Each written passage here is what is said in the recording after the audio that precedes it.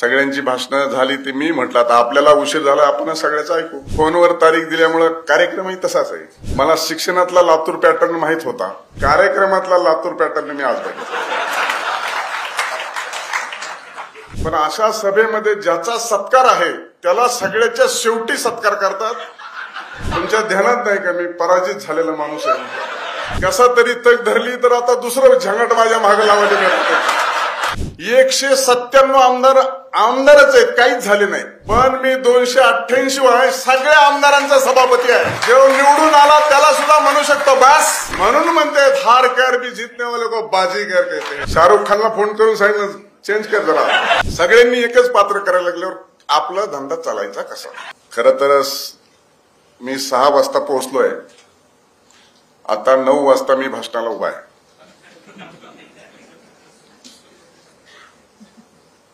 आणि भाषणाला उभा 9 वाजता झालोय। सगळ्यांची भाषणं झाली ती मी म्हटलं आता आपल्याला उशीर झाला आपण सगळ्याच ऐकू, घाई कशाला करायची। पण माझ्या या सत्कार समारंभामध्ये आपली सभा 3 भागामध्ये विभागली। एक तर काळे आणि सूळचं सत्ता पक्ष आणि विरोधी पक्षाचं भाषण झालं,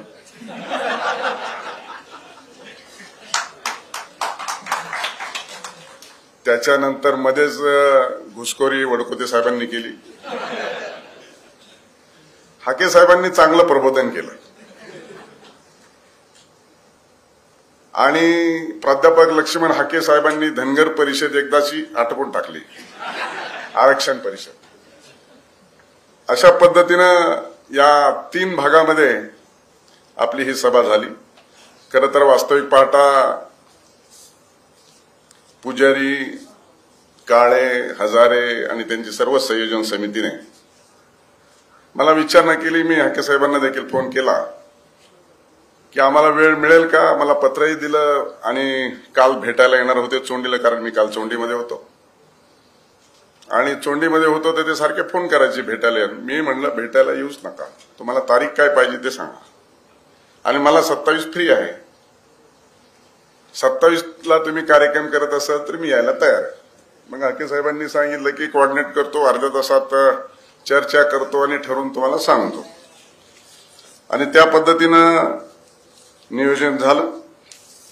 खास करून महापौर साहेबांनी त्याचा उल्लेख केला की आमच्याकडे असंच आहे,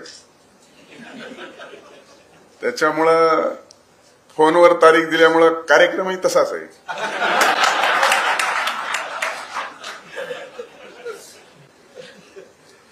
मला शिक्षणातला लातूर पॅटर्न माहित होता, पण कार्यक्रमातला लातूर पॅटर्न मी आज बघितला। आणि प्राध्यापक लक्ष्मण हाके साहेब, मी तुम्हाला सांगतो, आपल्या संविधानाला 75 वर्ष झाले। महाराष्ट्र स्वातंत्र्य उत्तर कालखंडात आणि महाराष्ट्र निर्मितीच्या नंतर आपल्याला जर या मंत्रिमंडळामध्ये कोणती खाती मिळाली असली तर त्याची खात्यांची नाव आहेत पदुम, पशुसंवर्धन, दुग्ध विकास आणि मत्स्य व्यवसाय। याच्या पलीकडे खाते फक्त माननीय अण्णासाहेब डांगे, त्याच्यानंतर माझा नंबर लागला आणि त्याच्यानंतर भरणेचा नंबर लागला। तर आपण दुसरी खाती सांभाळू शकतो हे आता थोडंफार रुळावत चाललंय। आणि गृह खात्यासारखं सुद्धा आपण खातं सांभाळतो आणि चालूनही धावू शकतो। आणि लातूर पॅटर्न सांगायचा हेतू हा होता की मी राज्याचा इंग्रजीमध्ये प्रोटोकॉल आणि मराठीमध्ये राजशिष्टाचार मंत्री होतो। पण अशा सभेमध्ये ज्याचा सत्कार आहे त्याला सगळ्याच्या शेवटी सत्कार करतात, हे मी लातूर पॅटर्न आज बघितलं। मी या राज्याचा सभापती म्हणून मी मुंबईला गेल्याबरोबर राजशिष्टाचाराच्या अधिकाऱ्याला बोलून घेईन आणि या कायद्यात अमेंडमेंट आणा.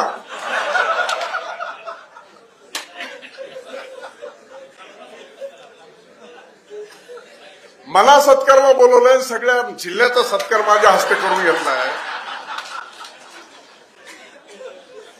आता पुण्याच्या उज्ज्वलाचं हकीत हे तुमच्या सिस्टीममध्ये बसतं का पुणेरी मध्ये?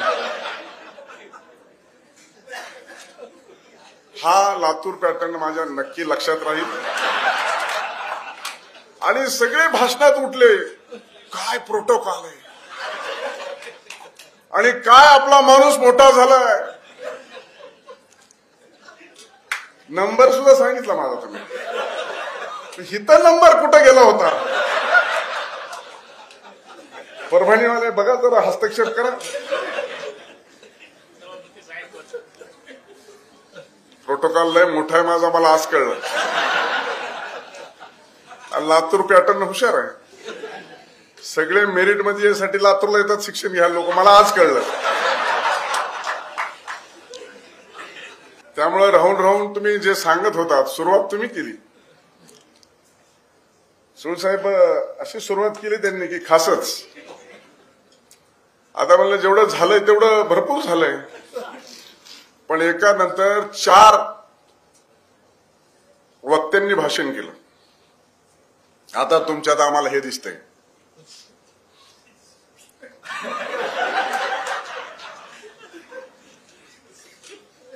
आता तसं करून करायचंय का? तुमच्या ध्यानात नाही का मी पराजित झालेला माणूस आहे? कसा तरी तग धरली तर आता दुसरं झंगट माझ्या मागे लावायला मिळतं. बरं, ज्यांनी अशा गोष्टी ज्या मनात धरल्या त्यांचं काय झालंय आपण बघताय.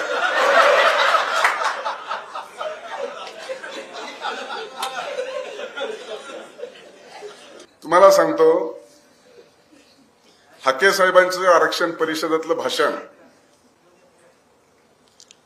मी बी जरा अंतर्मुख होऊन जरा विचार केला की खरंच काय झालंय का आपल्याकडून. तर तुम्हाला सांगतो, झालेल्या विधानसभेच्या निवडणुकीमध्ये कोणाशी विरुद्ध माझी लढाई झाली तर तुम्हाला माहितच आहे. मला या 288 मतदारसंघामध्ये सर्वाधिक मतं घेऊन हरलेले जे उमेदवार आहेत त्याच्यात माझा 4था क्रमांक लागतो राज्यात. 1,26,433 कमी फरकाने पडलो. त्याच्यात माझा राज्यात 6वा क्रमांक लागतो. आणि या दोन्हीमध्ये नाव असलेला फक्त राज्यामध्ये मी एकमेव उमेदवार आहे. त्याच्या पुढचं जाऊन सांगतो, 288 आमदार जे निवडून आलेत ना, त्यापैकी 197 आमदारापेक्षा जास्त मत आहेत मला. आणि तुम्ही सांगितलं ना 237 ची मेजॉरिटी असलेलं सरकार आहे. त्या 237 आमदारांचं राज्यात महायुतीचं सरकार आहे. त्याच्यातले 42 मुख्यमंत्र्यासहित मंत्री झालेले आहेत. 197 आमदारच आहेत, काहीच झाले नाहीत. आणि मी 288 बदले 287चं काय झालं मला माहित नाही, पण मी 288 आहे, सगळ्या आमदारांचा सभापती आहे. जो निवडून आला त्याला सुद्धा म्हणू शकतो बस माझ्या विरोधात. आणि त्याला वेळ द्यायची असली तर मी वेळ दिली ती, शिवाय तो सभागृहात उठून बोलू शकत नाही. म्हणून म्हणते हार कर भी जीतने वाले को बाजीगर कहते हैं. डायलॉग चेंज है, हार कर भी जीतने वाले को राम शिंदे कहते हैं. शाहरुख खानला फोन करून सांगितलं चेंज कर जरा. वास्तविक पाहता ज्याला जे पात्र दिलंय त्यांनी ते पात्र करायला कोणाची हरकत नाही. डॉक्टर ताईंनी छान भाषण केलं, मध्यंनी छान भाषण केलं. सगळ्यांनी एकच पात्र करायला लागल्यावर आपला धंदा चालायचा कसा. आता प्राध्यापक लक्ष्मण हाके साहेबांच्या भूमिकेत जर आपण गेलो, चंद्रसेनचं काय झालं, गणेश दादाचं काय झालं, आपण हरलेल्या लोकांची यादी आता 75 वर्ष किती झालं आपलं वर्ष, 65 वर्ष झाले आणि स्वातंत्र्याला संविधानाला 75 वर्ष झाले. आपण हरलेल्या लोकांची यादी कवर वाचायची. आपण ज्या वेळेस आणि अजून दुसरा एक लातूर पॅटर्न म्हणजे हरलेल्या लोकांचं आपण जिंकलेल्या लोकांची नावं सांगायला शिकलं पाहिजे.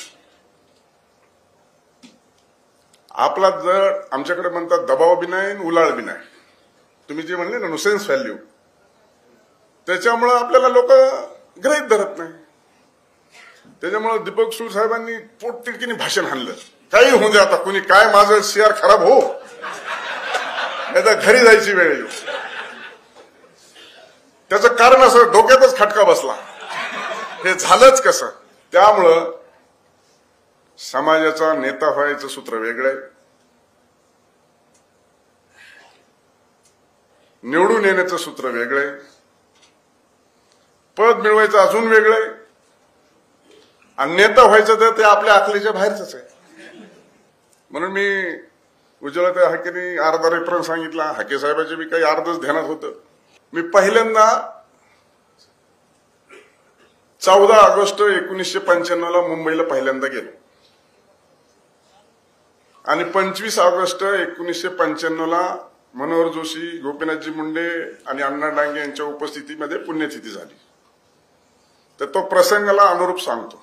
मी पहिल्यांदा गेलो, मुंबई माहीतच नाही, तेव्हा हे फोन नव्हते, STD ISD कॉल होते, आम्हाला रस्ताच सापडा कुठं जायचं मंत्रालय.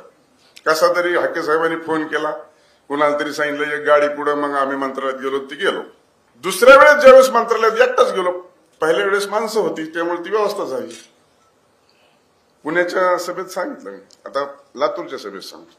आणि हे बरोबर पहिल्या मजल्यावर बसत होते आणि मला माहित होतं गेल्या वेळेस आले हे इथं बसलेले आणि त्यांच्या पुढे डांगे साहेबांचं चेंबर आहे, हे प्रायव्हेट सेक्रेटरी, ते मंत्री. माहितच नाही ना पास काढायचं आपल्याला. मी त्या पोलीसवाल्याला सांगत होतो, ते काय दिसते जाऊन दे मला. अरे ते म्हणलं पास, कशाचा पास. मी म्हणायचो मारू का हाका, गणेश हाके तिथं हाका मारू का सांग. त्याच्या ध्यानात आलं हे गावाकडचं दिसतंय, ह्याला इथला मिळच नाही. ह्यांनी ह्यांच्या चेंबरला फोन लावला, ते म्हणजे असा असा एक माणूस आला आणि तो म्हणतोय मला सोडा नाही तर मी लावू का फोन का मारू हाका. ते मला ओळखत होते, कुणीतरी मागच्या आठवड्यात माणूस आला होता, मुलगा होतो. ते म्हणले सोडा, मग त्यांनी पत्र दिलं, एक शिपाई पाठवला, मग मला आत घेऊन गेले. आता तुम्ही सांगा, मी तिथं गेल्याच्या नंतर मारू का हाका म्हणल्यावर ही कसं दर्शन झालं, आपल्यासारखं झालं का नाही, म्हणजे खरोखर आपल्यासारखं झालं का नाही, कशा काय काय जसे आपण आहोत तसं आपलं प्रदर्शन आपण केलं, बरोबर आहे की नाही. शेवटी आपण जातीचे कोण आहेत, आपल्यात म्हणजे कसं गुन्हा असला पाहिजे ना, बरोबर आहे की नाही. तुम्हाला काय वाटतं, माझी खरी स्टोरी सांगतोय, खोटी नाही. पण आपण परिस्थितीनुरूप अक्लमटायझेशन झालं पाहिजे, अनुरूप बदल घडले पाहिजेत. हा प्रसंग 95चा होता. बरोबर 14 वर्षांनी मी त्या विधानसभेत पोहोचलो आणि बरोबर 20 वर्षांनी जिथे हाके साहेब आणि डांगे साहेब बसत होते तिथंच मी मंत्री म्हणून बसलो. पहिल्याच मजल्यावर बसलो, तिथेच बसलो, दुसरीकडे नाही.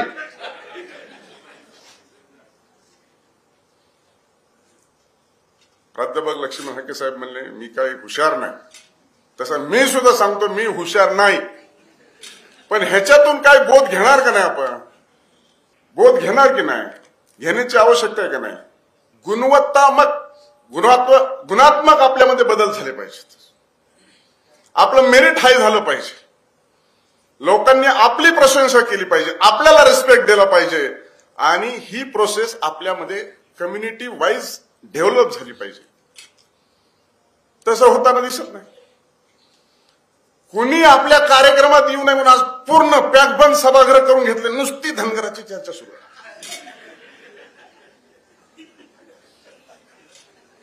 मी फक्त आपल्या समाजातला एक माणूस राज्याचा सभापती झालं दुसऱ्यांनी आपल्याला बघितलं असतं तर काय झालं असतं? तुम्हाला काय वाटतं? आता मला उद्या परवा फोन येतील, माझा प्रोटोकॉल मोठा आहे, तुम्हीच सांगितलं. अरे आमच्या जिल्ह्यात आले, तुम्ही काही सांगितलंच नाही आम्हाला. तर मी तुम्हाला विचारतो, उत्तर काय देऊ मी? प्रश्न विचारांती ठेवा. वाटलं काही मला तर माझा प्रश्न चुकला होता, फिरून दुसरा सांगा तर मी दुसरा सांगेल. म्हणून साठी आपल्याला आवश्यक ते बदल घडवले पाहिजे. प्रश्न हे आहेतच. आता तुम्ही सांगता आरक्षणाचा प्रश्न आहे, सुटला पाहिजे का? तर 100% सुटला पाहिजे. त्याच्याबद्दल दुमत कोणाचं आहे का? तर कोणाचं असेच काही कारण नाही. पण मला तुम्हाला एक प्रश्न विचारायचा, आपला देश स्वतंत्र कधी झाला? 47. आता कोणतं साल आहे? 25. बरोबर आहे ना? किती वर्ष झाले? 78 वर्ष झाले. 78 वर्ष जरी झालं तरी पहिल्या निवडणुकीमध्ये जी सांगत होता ना माणूस, आमदार खासदार निवडणुकीला, मी तुमची वीज पाणी रस्ता सगळं व्यवस्था करणार. 47-52 जे भाषण झालं त्याच्यात फरक आहे का काही?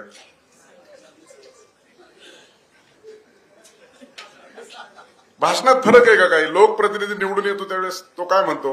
मी तुमच्या गावचा रस्ता करेन, मी तुम्हाला मुबलक वीज देईल, मी तुमची पाण्याची व्यवस्था करीन, शिक्षणाची व्यवस्था करीन. ह्या भाषणात काही बदल आहे का? तेच भाषण चालू आहे. संविधान तेच आहे. माणसं पाळी पाळीने निवडून येतात. जो का आम्हाला बरं आहे तो पुढे चालतो, जो का आम्हाला नाही ते बाजूला सरतो. म्हणून आता आपण याच्यातून काहीतरी बोध घेण्याची आवश्यकता आहे. मला लोक म्हणले, तुम्ही हे झाले आता काय, तुम्ही आमदार तर झाले नाही, हे सभापती झाला, तर काय याच्यात असतं? मला माहित नाही, आता तूच सांग.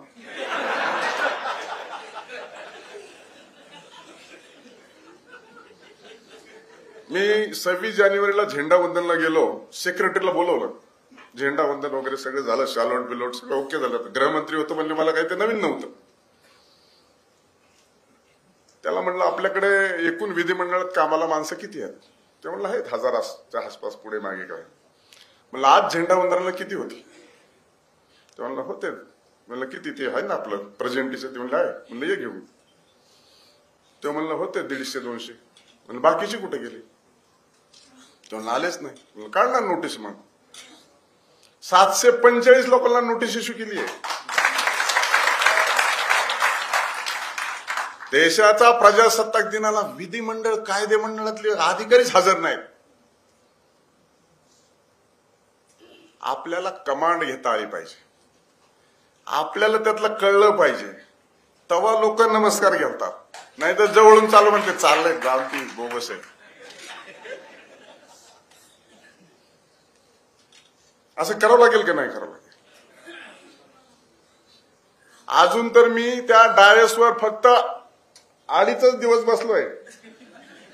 निवडीचा अर्धा दिवस आणि 20 डिसेंबर आणि 21 डिसेंबर 2च दिवस बसलोय. अजून तर मला त्या डायसवर बसायचंय आणि डायसवर बसून कामकाज करायचंय. सत्ता पक्ष, विरोधी पक्ष, मग ते हंगामा, ते जे काय आता तुम्ही सगळं बघतातच. त्याच्यामुळे आपल्या स्टेजवर आज त्याची रेसल पण झाली. आणि म्हणून खऱ्या अर्थानं हे पद मिळाल्याच्या नंतर मला एका उत्तर प्रदेशवरून फोन आला. साहब बोले कांग्रेचुलेशन. मैंने थैंक यू. साहब बोले आप ऐसे आदमी हैं कि जहां से इंडिपेंडेंट के बाद आपने समाज को पहली बार कोई प्रिसाइडिंग ऑफिसर बना है, वो आप हैं. मागच्या 75 वर्षात पीठासीन अधिकारी म्हणून धनगराला चान्स नव्हता. मग काही त्याच्यासाठी पडलो होतो मी, पण रेकॉर्ड झालं. आपल्या विधान परिषदेचा 100 वर्षाचा इतिहास आहे. पूर्वी काउन्सिल होती, आता विधान परिषद आहे. या 100 वर्षाच्या इतिहासात एवढा तरुण होण्याचा पहिलीच संधी आहे. नाहीतर हे ज्येष्ठांचं, वरिष्ठांचं, वयोवृद्धांचं आणि सुळसाहेब, तुम्ही जसं सांगितलं, कोणी सांगितलं की ज्याला हाके साहेबांनी सांगितलं, जेव्हा निवडून येता येत नाही त्याला तिकडे ठेवायचं. अशांचं सभागृह आहे. त्यामुळं तरुण माणूस तिथं सभापती होण्याचा प्रसंग चाललाय. पण आपल्याला बी थोडंफार काही कळत असेल म्हणून कदाचित नेमलंच असं आपण समजू. काम नीट करीन, काय काळजी करू नका, तुम्हाला चिंता करू देणार नाही. आणि म्हणून तुम्ही असा एक चांगला प्रसंग आणला, माझा सत्कार ठेवला. पण अनेक गोष्टी, सगळेच रोल जर सगळ्यांनी जर राजाचा रोल करायचं ठरवलं तर आपलं नाटक कसं चालायचं. म्हणून हाके साहेब, तुम्ही तुमच्या जागेवर योग्य आहात. हे हाके काय, हे हाके काय, हे ओळखुते काय, तिकडे सूळ काय, काळे काय, ज्याचे त्याचे पात्र ठरलेले आहेत. सगळे वर येऊन बसले का? हे खालचे लोक वर येऊन बसायच्या तयारीत आहे. सरळ साधी सोपी गोष्ट आहे. सिग्नलला जर आपण सिग्नल रेड पडल्या पडल्या थांबलो आणि आपली गाडी बंद पडली आणि सिग्नल ग्रीन झाला, परिस्थिती काय होते? मागची माणसं हॉर्न वाजवतात, हे चल लवकर पुढा, बरोबर आहे ना. पण आपली गाडीच बंद पडली तर मग काय करतात? शेवटी बाजू घेऊन निघून जातात, बस तापला तिथंच. तशी आपली गाडी बंद नाही पडली पाहिजे, चालती राहिली पाहिजे, हे ध्यानात ठेवायचं राजकारणात. काय ओळखते साहेब, काही शंका आहे का? आता मी कशी तरी चांगली चालू केली गाडी. मी अशी काही माझी म्हणजे गाडी चांगली चालू केली आणि चांगली चालते. आता पुढे पुढे तुम्हाला चांगली असून चाललेलं झालं. पण माझ्या गाडीला तुम्ही दुसरं हे कशाला ऍडजस्टेबल इंजिन लावायला लागलं?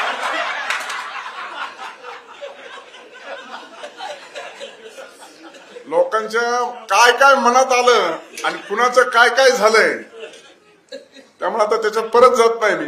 त्यामुळे माझं चाललंय ते बरं चाललंय आणि मी आहे तिथं बरं आहे. मी आज आई तुळजाभवानीला सुद्धा सांगितलं, आई तुळजाभवानी माझ्यासाठी काहीच नको, मला भरपूर मिळालंय. आमच्या जनतेसाठी, महाराष्ट्रासाठी साकडं घातलं. तुम्ही आता लाईव्ह माझी प्रेस होती तिथं बघितलं असेल, बघितलं ना? हेच होतं का दुसरं होतं? तसं आहे. जरा माझं कधी कधी स्पष्ट बोलल्याच्या नंतर काही लोकांना राग येतो, पण कालांतराने त्यांना म्हणजे मानसिक तयारी होती की नाही, त्यांनी सांगितलेलं बरोबर होतं. जसं की डॉक्टर उज्ज्वलाताई हाके, की त्यांनी म्हणले की मला काही सहकार्य करणार नाही, बोलले की मी पालकमंत्री नगरचा आहे. पण मनात एकदा जिद्द ठेवली ना कोणती. सोलापूर विद्यापीठाचं नाव कधी बदललं? झालं ना, माझ्या मंत्रिपदाच्या काळातच झालं. सगळे म्हणत होते ना अहिल्यादेवीची जयंती शासकीय झाली पाहिजे, होते की नाही?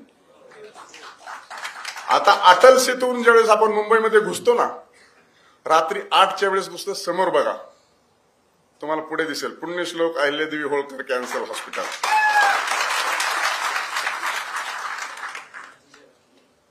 आमचा बंधू म्युन्सिपल कॉर्पोरेशनचा ऍडिशनल कमिशनर होता. एक ठराव अनेक वर्षापासून पेंडिंग होता. मी विधान परिषदेच्या सभागृहामध्ये होतो. मी एकनाथ शिंदे साहेबांना सांगितलं की हे पत्र आहे, हे नाव बदला, हे नाव आणा. आणि सभागृहामध्ये लक्षवेधी आणली. मुख्यमंत्री महोदयाच्या माध्यमातून उदय सामंत उत्तर देणार होते. त्यांनी लक्षवेधी आणल्याबरोबर त्याचं नामकरण करूनच फोटो क्लिप दाखवली. लय बोबाटा करीत नाही, माझा स्वभाव नाही. औरंगाबादचं संभाजीनगर 40 वर्ष लागली की नाही? आपला अहिल्यानगर किती महिन्यात झालं? 16 महिन्यात रेकॉर्ड ब्रेक टाइम मध्ये झालं. जे अण्णासाहेब डांगे चोंडी हुडकत आले होते, हाके साहेबांनी अर्ध भाषण केलं. पहिल्यांदा परभणीच्या चोंडीला गेले, नंतर बीडच्या चोंडीला गेले, तिसऱ्यांदा मग नगरमधल्या चोंडीमध्ये आले. चोंडी सापडली नाही आणि असा कार्यक्रम केला. मी भाषण केलं. देवेंद्र फडणवीस साहेबांनी सांगितलं की केलं पाहिजे. तोपर्यंत मी आणि एकनाथ शिंदे साहेब बोलत होतो. ते म्हणले हे पुण्यश्लोक अहिल्यादेवी होळकर नगर करायचं म्हणतो, होळकर तू शिंदे, नेमकं काय ही नेमकं मला सांग. मी म्हणलं शिंदेच्या घरात जन्म घेतला आणि पतीचं आडनाव होळकर होतं. म्हणले ते म्हणले तुम्ही शिंदे, आम्ही शिंदे, शिंदे शिंदे एक करायचं काय? करून टाका म्हणलं, बाकी मागे पुढे बघू नका. घोषणा केली. 16 महिन्यात अंमलबजावणी झाली की नाही? बोबाटा करता येत नाही. आणि आमच्या पदरी अशी माणसं येऊन पडले, चांगलं काम केल्यामुळं आम्हाला आमच्या इथं लढायला माणसं नाहीत म्हणून बाहेरून येऊन पाडतात आम्हाला. पण गाठीत आणला होता. लय थोडक्यात गुंतलं 622. शेवटी मत घ्यायला आपल्याला सगळ्यांची गरज असते. सगळ्यांच्या मनामध्ये आपलं नाव पाहिजे, आपल्या प्रती त्यांच्या मनामध्ये आदर पाहिजे, आपण त्यांच्या कामाला येऊ अशी त्यांची भावना निर्माण झाली पाहिजे. आणि शेवटी प्रत्येक माणूस या लोकशाहीमध्ये आपल्याला काय मिळते, आपला काय फायदा आहे आणि आपण कुठे आहोत याचा नेहमी करता विचार करतो. त्यामुळं लोकप्रतिनिधी होत असताना या सगळ्या गोष्टीचा विचार विनिमय करून जर पुढे गेलो तर लोकप्रतिनिधी मध्ये आपल्याला यश मिळतं. आणि म्हणूनसाठी हे जे काही सभापती पदाच्या निमित्ताने आपण सत्कार ठेवलेला आहे, निश्चित स्वरूपामध्ये आता प्राध्यापक हके साहेब बजेट हे ते लय बोललेत. आता त्याचा माझा दूरवर काही संबंध राहिला नाही. मी फक्त पुढे काय खेळ चालला एवढंच बघतो. तरतूद किती करायची, ती कमी झाली का जास्त झाली ती विरोधी पक्षांनी सांगायची, आणि मी आपलं बरोबर आहे का चूक आहे एवढंच सांगायचं नाही. पीठासीन अधिकारी म्हणून हायकोर्ट पेक्षा जास्त मोठा प्रोटोकॉल आहे, तुम्हीच सांगितलं ना ताई. त्यामुळं येणाऱ्या कालखंडामध्ये मला कोणते अधिकार आहेत तर कोणते नाही अधिकार आहेत. मी लातूरमध्ये येत असतो.